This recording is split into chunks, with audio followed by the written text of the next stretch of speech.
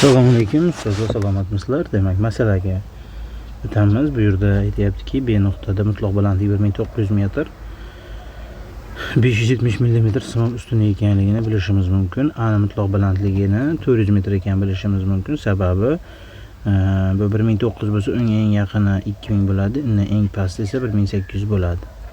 Demak, gorizontal har 200 metr o'tkazilganligi uchun mana bu yer 200 metr. 400 metr bo'ladi. Endi biz A dagi bosimni topishimiz kerak, so'roq.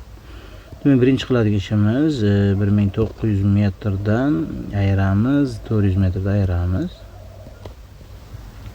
Bu 1500 metr qoladi. Biz bilamizki, har 1000 metrda bosim 100 mm ga ko'tariladi. 1500 desa, bu holat 150 ga ko'tariladi. Demak, biz bilamiz 577 bosim, bu ikkinchi usuli, bu birinchi yo'li.